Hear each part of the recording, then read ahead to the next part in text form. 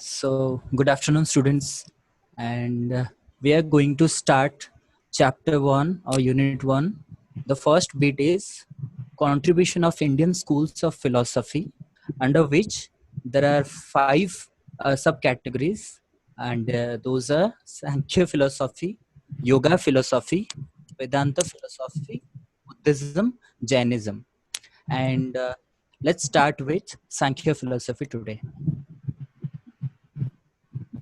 So from the starting, I would like to give you those screenshots or those quotations of the great Socrates, who is considered as the father of philosophy.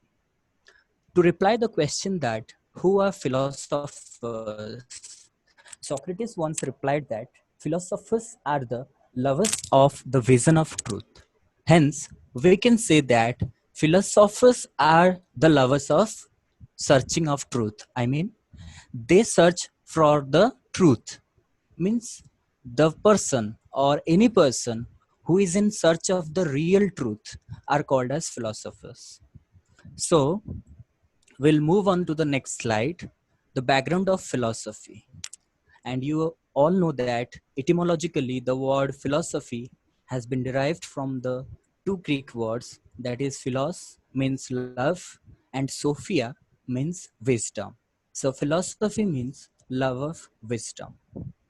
Then there are three branches of philosophy, namely the metaphysics, which deals with the nature of ultimate reality and the cosmos. Here, metaphysics will deal with the nature of reality. What is reality?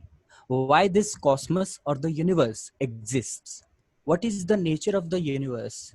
What is the truth behind everything? Why this is happening? Why the earth is evolving? Why why earth revolves around the sun?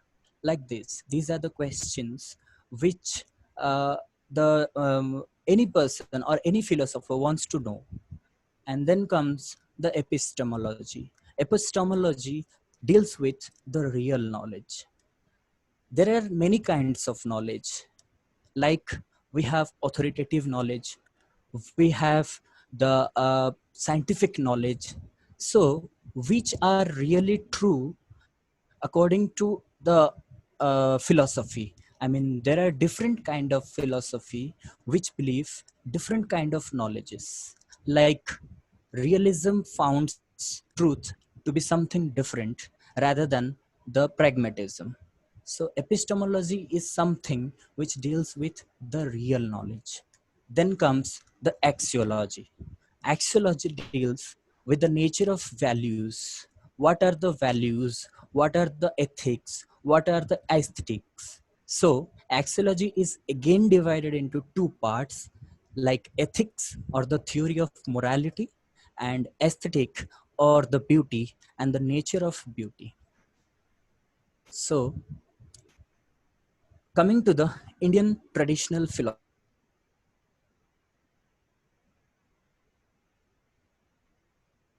Vedas.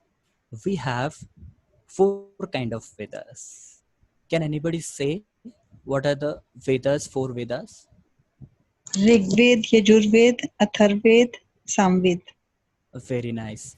So we have the root in Vedas. According to the Vedas and the Upanishad, all these philosophies has been derived, or they come up with the ideas of Vedas. On the basis of the acceptance and the rejectance of Vedas, the philosophy or the Indian philosophy has been divided into two parts. You can see on the screen that one group is called as Astika. Here, Astika doesn't mean the believe in God, but here, Astika or the Orthodox means the acceptance of the virtues of Vedas, which means this school of philosophy or the Astika or the Orthodox group of philosophers believes that there is Veda and they follow the path of Vedas. And the other one is Nastika or the heterodox. These group of people reject the Vedas. They do not follow the followings, the principles of Vedas. So in this slide, we are going to deal with the Astika group. Astika group again divided into atheistic, who believe that there is the atheist who reject the existence of God.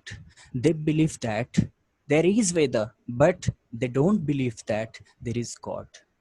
But the another group is theist, who are called the worshippers, or they accept that there is God. Okay, then comes the atheistic. The atheistic group again subdivided into four categories or four philosophies, school of philosophy. First one is Sankhya philosophy. This is also known as school of dualism.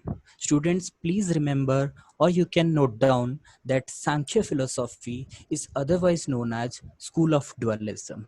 And why they are called as school of dualism, I'll explain later, but you can note down this one. Then comes the Nyaya philosophy. Nyaya philosophy is otherwise known as the school of logic. Then comes the Vaisheshika. Vaisheshika refers to the school of empiricism. Then comes the yoga.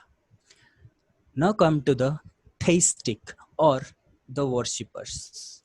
There are two groups. One is Mimamsa or Purva Mimamsa. Then the other one is Vedanta or Uttara Mimamsa. Again, in Vedanta, there are three subcategories. One is Advaita, one is Vishishta Advaita, and the third one is only Dvaita.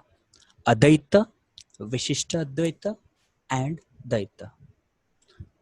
So, coming to the next slide, here is the chart of Nastika, or the heterodox group. Those who are the who don't believe in Vedas are called Nastika, or the heterodox. Here we will find Buddhism, Jainism, and Charavak, the school of materials. Then comes to the next slide. We will now discuss the Sankhya philosophy in details. So from the word Sankhya, you can easily know that it has been derived from the Sanskrit word Sankhya, and the Sankhya means numbers. Here, sum means numbers or balance or equal, and Kya means knowledge, understanding, or wisdom. This school of philosophy has been propounded by Maharshi Kapila Muni, and it is one of the oldest school of philosophy. Remember one thing, this school of philosophy is also known as Kapila Tantra or Kapila Darsana, right? So it includes the Shrutis, Smritis, and Puranas. Students, I have already told you, this is the philosophy which is one of the oldest philosophy of India as well as the world. So it includes the Vedas, and from Vedas we derived this kind of philosophy. And then comes, here is Maharshi Kapila, who is the propounder of this philosophy. So I have already told you that philosophy has its three branches. First one is metaphysics, which deals with the ultimate reality of the world. So what is the ultimate reality of the world according to the Sankhya philosophy? Here, the Sankhya philosophy is regarded as dualistic realism. And what is this dualistic realism? Dual means two. Here, Sankhya believes in two kind of realities, and two realities according to Sankhya is this one, the Prakriti and the Purushas. Now, what is Prakriti and what is Purusa? We will talk later on in detail about Prakriti and Purusa.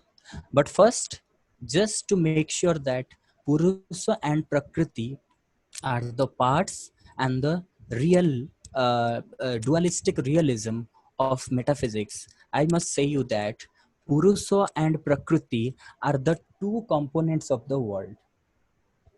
Okay. So the Sankhya school expresses that the self or Purusha and the non-self is Prakriti, radically different from each other. Okay.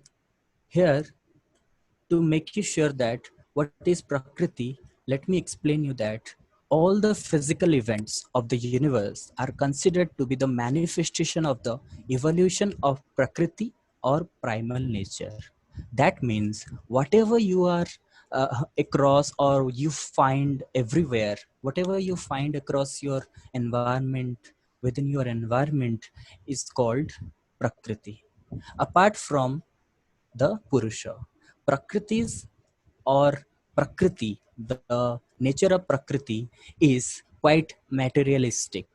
Means whatever you find around yourself, like the universe, the trees, soil, and the land, whatever you are finding around yourself is Prakriti. And it is the manifestation of evolution of Prakriti or the primal nature, and it is the first cause of the manifest material universe. Now, Prakriti is composed of three characteristics. This is much more important for the net examination. They often ask that what are the three gunas of Prakriti? Three gunas means the three important characteristics of Prakriti, and those are Sattva, Rajas, and Tamas. Sattva means pose, fineness, lightness, illumination, and joy. Here, Sattva means the lightness or illumination or the joy within yourself. Whatever you feel, I mean, if I say that there is a sweet or rasagulla or whatever, then we get some kind of joy. Who are the lovers of sweets? That is Sattva. And Rajas, it is dynamism, activity, excitation, and pain. Whatever you feel, whatever you are doing, whatever task you are doing and enjoying yourself, that is called rajas. Then tamas. Tamas means inertia, coarseness, heaviness, obstruction, and sloth. This is quite some kind of negativity, or where you find yourself in trouble, you find something obstructing your way, and this is called as tamas. Here I have given this diagram to make this concept more clearful. Here, Purusa means consciousness. Consciousness means it is the complete knowing of a person. But Prakriti means the matter. Prakriti here means matter. Prakriti again comes to means the matter results into Mahat or Buddhi, the first principle of individuation, intelligence, or discrimination. And from Buddhi, we get Ahamkara or ego. Again, Ahamkara is divided into two kinds, that is Sattvika and Tamasika. Sattvika means light illuminated or lightness. Tamasika refers to stable or solid. Here again it is subdivided into the mind and five subtle elements, or which are called the tanmatras. Here the mind or the brain is divided into two kinds. Those are five cognitive senses, as you all know, the Gyanendriyas: hearing, touching, seeing, tasting, and smelling. And again, it is subdivided into five active instruments or karmendriyas, which are called speaking, holding, moving, procreating, eliminating. Then subtle element is again divided into panchabhuta or five gross elements. These panchabhutas are earth, water, fire, air, and space. Then comes Purusha. Purusha is the transcendental self or pure consciousness. In toto, we can say that Prakriti is quite materialistic and Purusa is something spiritualistic. It is absolute, independent, free, imperishable, and non knowable, above any experience and beyond the words and explanation. Because we cannot express what is Atma, what is the joy, the quantity of joy, or the quantity of self, quantity of spirits. So we cannot quantify, and it is free. This is unknowable, and this is beyond the words. Purusa is neither produced nor does it produce. Purusa cannot be produced or nor it can produce.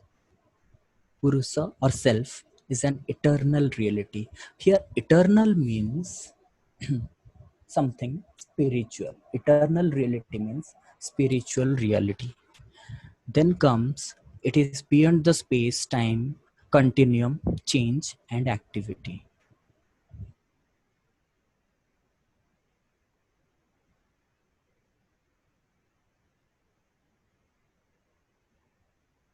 So this is all about Prakriti and Purusa. Let's come to the episteme or the theory of knowledge. Here, the Sankhya philosophy accepts three independent sources or pramanas of valid knowledge. Here, what are the gateways of knowledge? What are the gateways of knowledge according to Sankhya philosophy? So there are three pramanas or three gateways of knowledge. As you can see, one is perception or pratyaksha. Pratyaksha means the knowledge we get from our five sense organs like our skin, our eyes, our tongue, and our nose and ears. Then comes the inference. Inference means anuman. Suppose you see a smoke coming out from from anywhere, or let's see from the rocks or from the mountain. You will immediately infer that, or you may anuman, you may infer that there must be some fire. That is why the smoke is coming out. So this is inference. Then comes the verbal testimony or the shabda. This is the expression of words, sentences, or letters. This is verbal testimony. Then comes the liberation or moksha.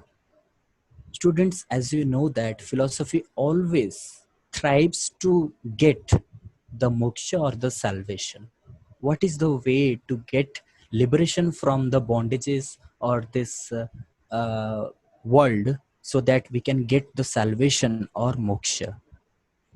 According to Sankhya philosophy, there is bondage as long as a buddhi does not discriminate between Purusa and Prakriti. This is all about psychophysical processes. Means, buddhi means our consciousness, our mind, and our intellect. So, if our intellect or buddhi discriminates among Purusa and Prakriti, then it is bondage. If it starts discriminating what is Purusa and what is Prakriti, then it will be liberation or moksha. Then, to overcome spiritual pain and suffering, liberation is the state of mind or the situation where we overcome spiritual pain and suffering and dive deep into yourself and know your pure being. Look inside yourself. There is a pure being hidden behind you. If you get that pure being, then you will be liberated from the sufferings of the world. So, let's come to the next slide, that is aims of education. Friends, this is very necessary because in every philosophy, we must know that what are the aims of education according to that particular philosophy. So, according to Sankhya philosophy, the aims of educations are to create discerning individual capable of attaining the perfection that exists within them, as Swami Vivekananda also put it. So to remind you something, that Swami Vivekananda has said that the education is nothing but the manifestation of divine qualities already existed within a person. Means every person has some potentiality, has some quality within himself or herself. We, the teachers, are given the task to identify that particular talent, that particular potentiality of the student, and nurture that one, and to bring out that particular talent from that person. So here the aim of education is to create discerning individual capable of attaining the perfection that exists within them. Suppose a student is not doing well in mathematics, but the teacher doesn't look that he is also a good singer. If he can sing well, then it is his talent which is potentially hidden inside himself. So this is the perfection that exists within themselves. The teacher and this philosophy particularly aims that education must bring out that talent to the mainstream so that the child can succeed further. Then comes the curriculum. What will be the curriculum for the Sankhya philosophy? Sankhya philosophy always always gives focus on non-formal curriculum.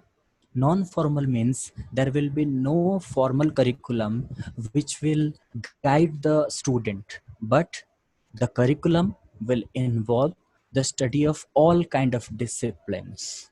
This is not any kind of a boundary or watertight compartment that the students will teach this much of portions of the study or this much portion of the discipline. All kind of disciplines will be studied at a time and according to uh, the potentiality or the capability of the child, with stress on the natural science. Much more stress is given to natural sciences, physical sciences, and yoga to get liberation ultimately.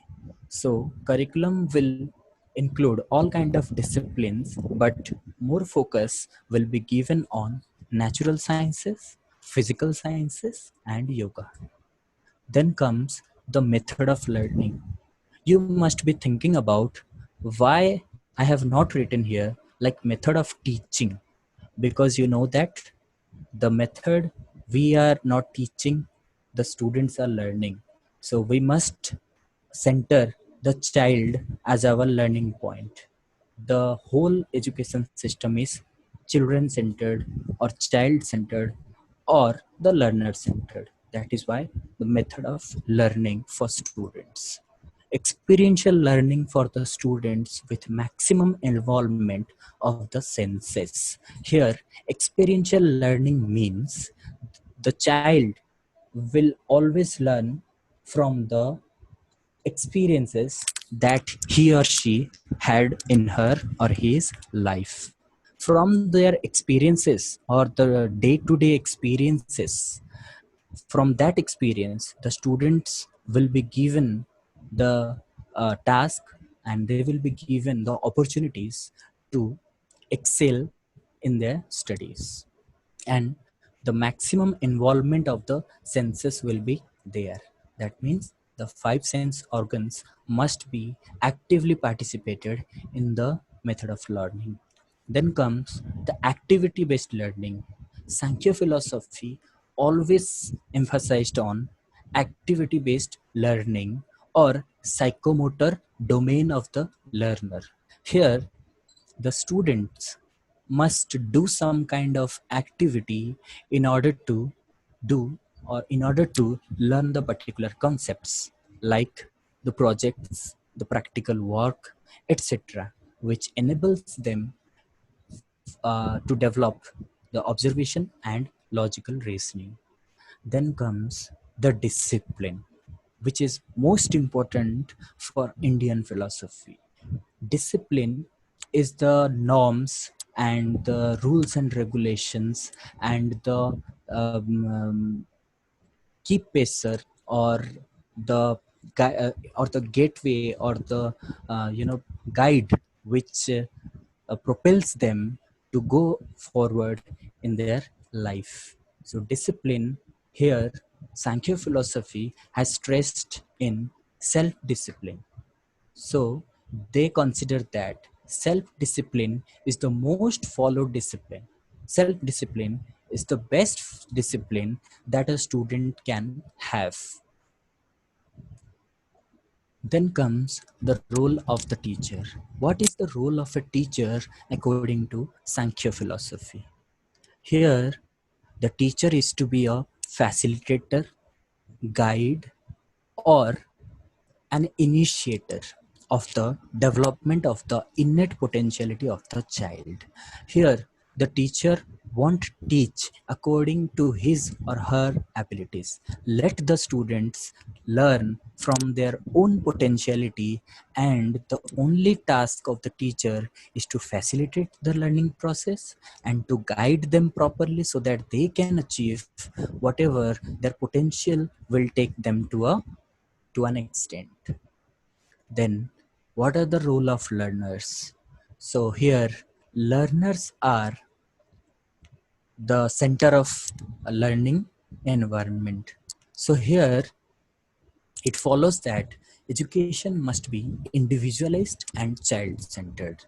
Here, individualized means every children is given opportunities and given attention so that he or she can develop all his potentiality and can be nurtured at the same time. And child centered means all the setup, all the educational setup, or all the educational system will be operated according to the needs, to the interest, and the capacity of the child. So, to conclude this theory or this philosophy, I must say that Sankhya, as one of the oldest school of philosophy, believes in manifestation of divine qualities within a person. Sankhya philosophy gives importance that knowledge can be gained from perception, inference, and verbal testimony. It also gives emphasis on facilitating of child-centered learning. Prakriti and Purusha are the two factors which are responsible for all the activities of humans. This is why it is called the dualistic reality. Then self-discipline is the best kind of discipline a student can have. So this is all about Sankhya philosophy. So is it clear to everybody?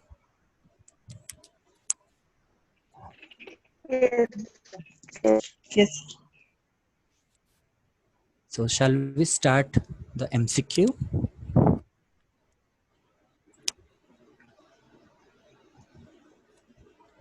Samir, no problem. Okay.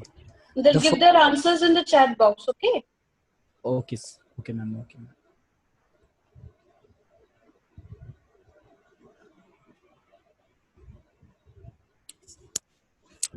So, the first question will be Sankhya philosophy is propounded by, first option is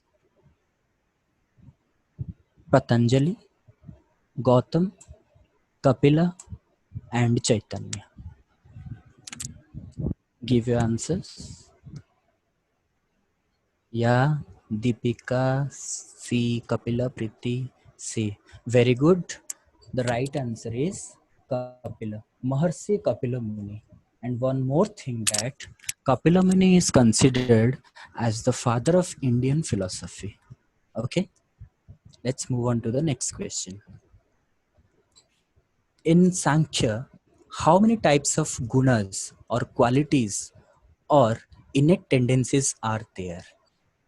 So options are 1, 2, 3, or 4?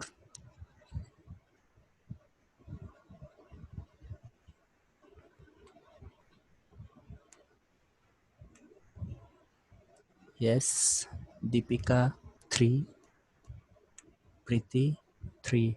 Right, very good students. There are 3 gunas. So, what are those 3 gunas?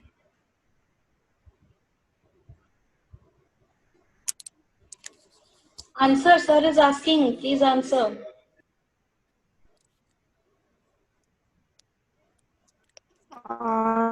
Satyas, Rajas, and Tamas. Very good.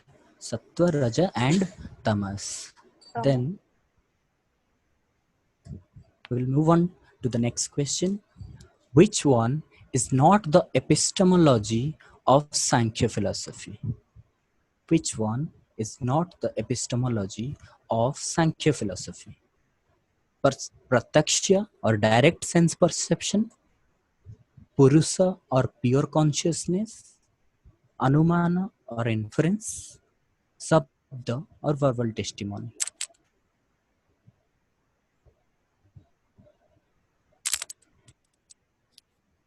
Preeti, B, Deepika, B.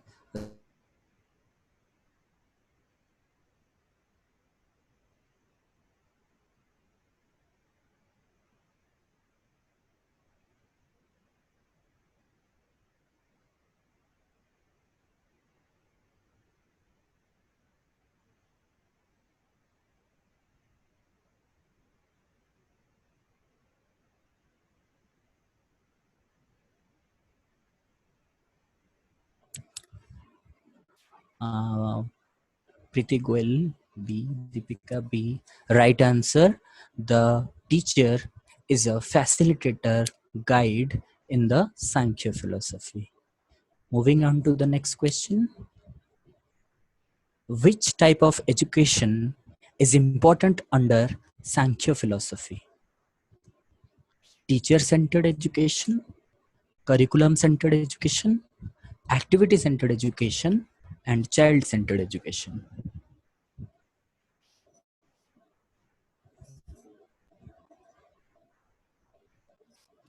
Yes, D.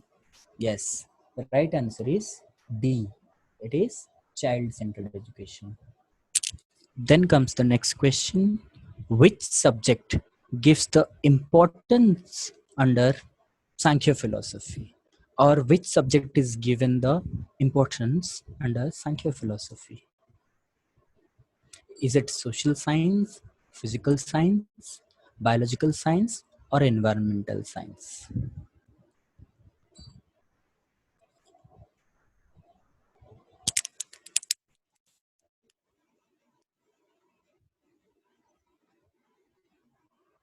C or D may confuse. So Preeti Goel is saying that B will be the answer and Deepika. B or D may confuse. Okay, B, but physical science. you both are correct. B is the right answer because physical science, natural science, and yoga are given the utmost importance rather than all disciplines. All disciplines will be studied, but the most importance will be given to physical science. In the first priority, there is physical science. The second priority will be natural science, and the third one is yoga. Then comes the next question. How many pramanas accepted by Sankhya philosophy? Is it 1, 2, 3, or 4?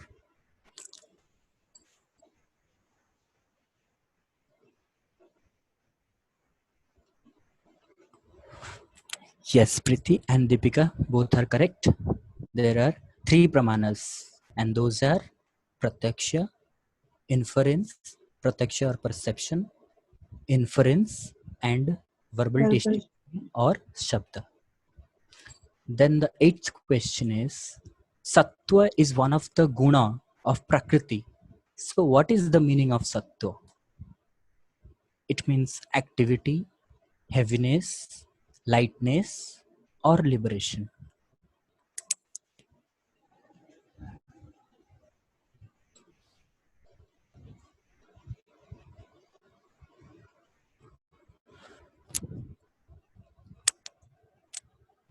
Yes. C. Deepika is answering C, and from Preeti,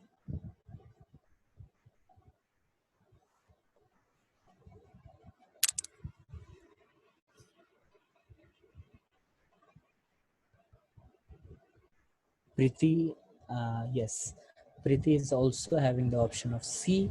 So C will be the right answer. Satto means lightness, pose, or to Fineness. fineness, right? Mm. Illumination, joys. These are the synonymous to sattva. Then comes the ninth question. Which one is not included in the non-Vedic philosophies? Is it Buddhism, Jainism, Charvaka, or Sankhya? Here, non-Vedic means who do not believe in Vedas.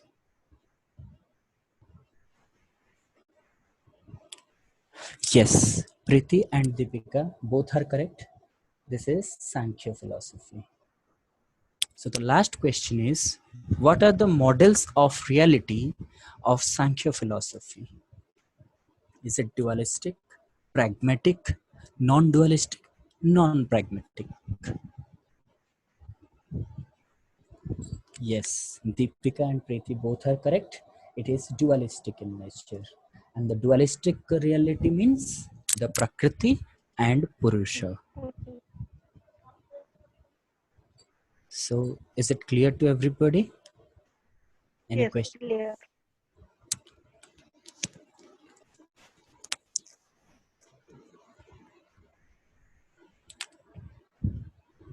No question. Yes, any questions? No question. So Preeti, Deepika, All clear, sir. okay. So in our next class, we will deal with yoga and Vedanta, right? Okay, sir. Okay. And I'll be sharing those PPTs or those documents. Please go through it. If any question arises, then in the next class, you can ask. Yes, Thank you, sir. Okay. thank you, sir.